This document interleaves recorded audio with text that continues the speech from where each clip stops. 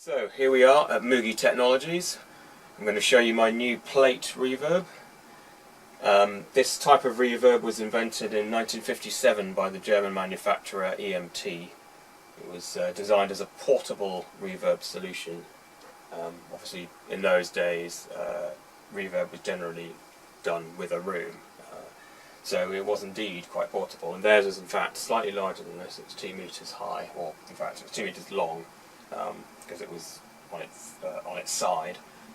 This one's 1.5 by 1 meters. Surprisingly difficult to get a steel plate quite as big as the MT's for a reasonable amount of money. I say reasonable, I mean cheap. So basically, yes, it's a 0.7mm thick steel plate. Sounds a bit like a garage door or something. Hopefully a bit better than a garage door.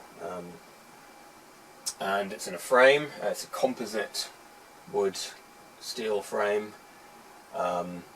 Produces the more subtle tone to it. No, that's a lie. Basically it's just some stuff I had lying around or was able to get easily, cheaply. I don't really have that many metalworking tools. I don't have a welding torch or anything, so wood, cross bracing here, an old metal bed frame. Basically, yeah, in terms of frame, you do need it quite sturdy because this plate has to be tensioned quite well. And basically, how it works is you drive it with this is a coneless speaker. It's just screwed onto the plate, and if we start a little drum track, that's the drum track playing into the plate. At this point the output of the plate isn't being amplified, so the sound you can hear is just the plate itself vibrating.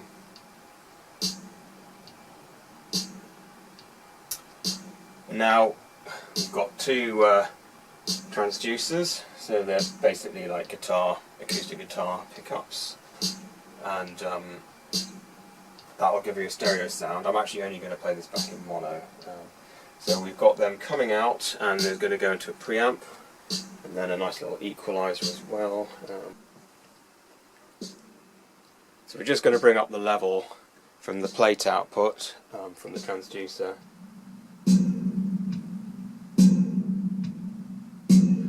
Now it's got quite a dense sound, but it's a little bit ringy, and we can fix that. We've got it going through this valve EQ, and we fix that by putting in a high-pass filter. And it really does benefit from some high-frequency boost as well. You need quite a nice EQ for that. I mean, you can do it with a plug-in. Some pretty good plugins out there. Probably a bit nicer with a hardware model.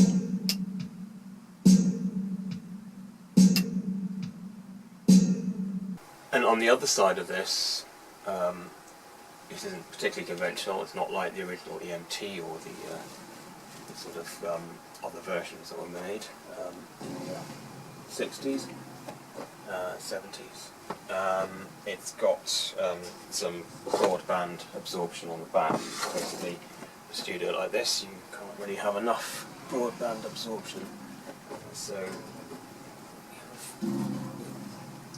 it's quite heavy, this, and these cables trailing. I can actually just unplug these. Polly Polaroid, she's completely devoid of malice. She does her best to avoid any artifice, but I get so annoyed 'cause she can't wait and see with impossible questions she's devised about situations so contrived it really blows my mind. So there you have it. The advantage of this as well is that, well, apart from the fact you never know this, is if I want to use it in a sort of live or while actually recording, probably won't, but should I wish to have someone playing and it's actually going to record to tape or something with the plate, a bit less audible with all this damping around it. So there you have it, the Moogie Technologies plate reverb, and tune in spring for my next project, the Moogie Verb Spring Reverb. She's just so paranoid about the future. She tries so hard to avoid keeping anything she doesn't want to lose.